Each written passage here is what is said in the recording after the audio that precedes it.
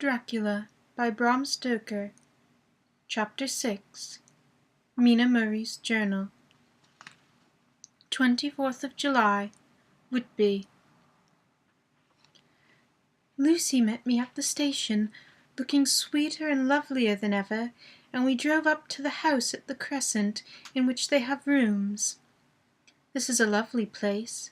The little river, the Esk, runs through a deep valley, which broadens out as it comes near the harbour.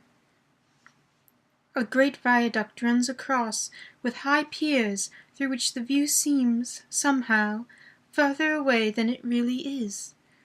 The valley is beautifully green, and it is so steep that when you are on the high land on either side, you look right across it, unless you are near enough to see down. The houses of the old town, the side away from us, are all red-roofed, and seem piled up one over the other anyhow, like pictures we see in Nuremberg. Right over the town is the ruin of Whitby Abbey, which was sacked by the Danes, and which is the seen part of Marmion, where the girl was built up in the wall. It is a most noble ruin, of immense size, and full of beautiful and romantic bits. There is a legend that a white lady is seen in one of the windows. Between it and the town there is another church, the parish one, round which is a big graveyard, all full of tombstones. This is, to my mind, the nicest spot in Whitby, for it lies right over the town, and has a full view of the harbour, and all up the bay to where the headland called Ketteness stretches out into the sea. It descends so steeply over the harbour that part of the bank has fallen away, and some of the graves have been destroyed.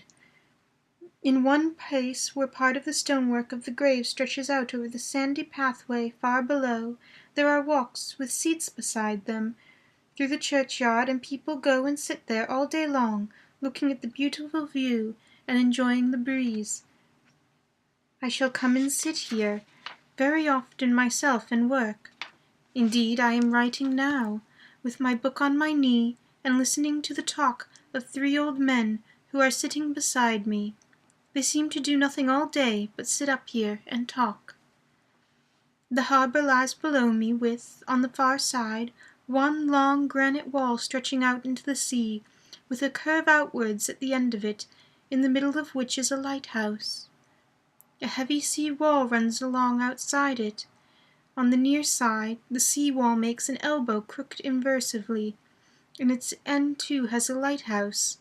Between the 2 piers there is a narrow opening into the harbour, which then suddenly widens.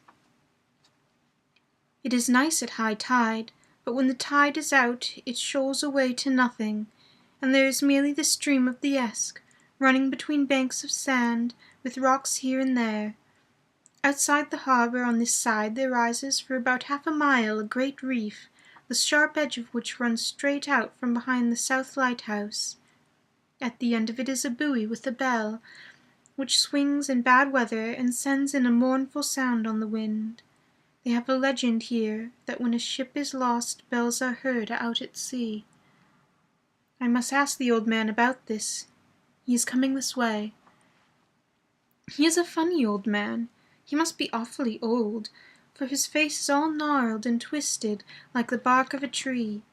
He tells me that he is nearly 100, and that he was a sailor in the Greenland fishing fleet when Waterloo was fought. He is, I am afraid, a very sceptical person, for when I asked him about the bells at sea and the white lady at the Abbey, he said very briskly, "I wouldn't fash mysel' about them, miss. Them things be all wore out. Mind, I don't say they never was, but I do say that they wasn't in my time. They be all very well for comers and trippers and like, but not for a nice young lady like you. Them fee folks from York and Leeds, they be always eatin' cured herrin' and drinkin' tea and lookin' out to buy cheap jet wood creed aught. I wonder mysel' who'd be botherin' tellin' lies to them, even the newspapers, which is full of fool talk."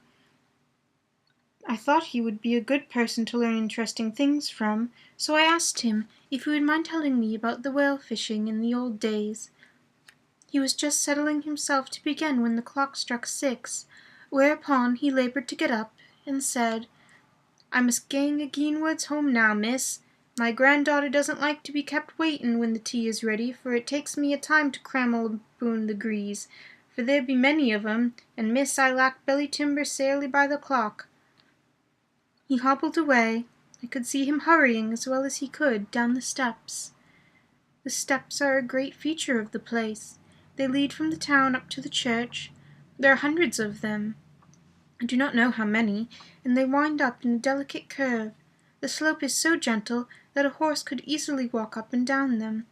I think they must originally have had something to do with the abbey. I shall go home too. Lucy went out visiting with her mother, and as they were only on duty calls, I did not go. They will be home by this. 1st of August. I came up here an hour ago with Lucy, and we had a most interesting talk with my old friend and the 2 others who always come and join him. He is evidently the Sir Oracle of them, and I should think must have been in his time a most dictatorial person. He will not admit anything, and down-faces everybody. If he can't out-argue them, he believes them, and then he takes their silence for agreeant with his views. Lucy was looking sweetly pretty in her white lawn frock. She has got a beautiful color since she has been here. I noticed that the old men did not lose any time in coming up and sitting near her when we sat down. She is so sweet with old people. I think they all fell in love with her on the spot. Even my old man succumbed did not contradict her, but gave me double share instead. I got him on the subject of legends, and he went off at once in a sort of sermon. I must try to remember it and put it down. "It be all fool talk, lock, stock, and barrel, that's what it is, and nowt else. These banns and wefts and boogosts and barguests and bogles and all in it them is only fit to set bairns and dizzy women a-belderin'. They be nowt but airblebs, they and all grims, and signs and warnin's, be all invented by parsons and ilsome buke-bodies, and railway touters to skeer and scunner halflins and to get folks to do somethin' that they won't other inclined to. It makes me ear ireful to think of them. Why, it's them that, not content with the printin' lies on paper and preachin' them out of pulpits, does want to be cuttin' them on the tombsteens. Look here all around you and whate'er you will. All them steens holding up their heads as well as they can out of their pride. It's a cant, simply tumblin' down with the weight of the lies wrote on them. Here lies the body of sacred to the memory wrote on them, all of them, and yet in nigh half of them there bean't no bodies at all. The memories of them bean't cared a pinch or snuff about, much less sacred. Lies all of them, nothing but lies of one kind or another. My gog, but it'll be quare scouterment of the day of judgment, when they come tumblin' up here in their death sarks, all duped together and trying to drag them tombsteens with them to prove how good they was, some of them trimlin' and ditherin' with their hands and that dozened and slippery from lyin' in the sea that they can't even keep their group o' them. I could see from the old fellow's self-satisfied air, then the way in which he looked around for the approval of his cronies, that he was showing off, so I put in a word to keep him going.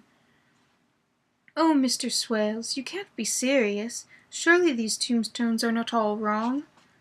"Yablins! There may be a poorish few not wrong, savin' where they make out'n the people too good, for there be folk that do think a bomb-bowl be like the sea, if only it be their own. The whole thing be only lies. Now look you here, you come here a stranger, and you see this Gurkharth." I nodded, for I thought it be better to assent, though I did not quite understand his dialect. I knew it had something to do with the church. He went on, "And you consait all these steens be aboon folk that be happened here, snod and snog." I assented again. "That be just where the lie comes in. Why, there be scores of these lay-beds that be tomb as old Dunn's back-a-box on Friday night."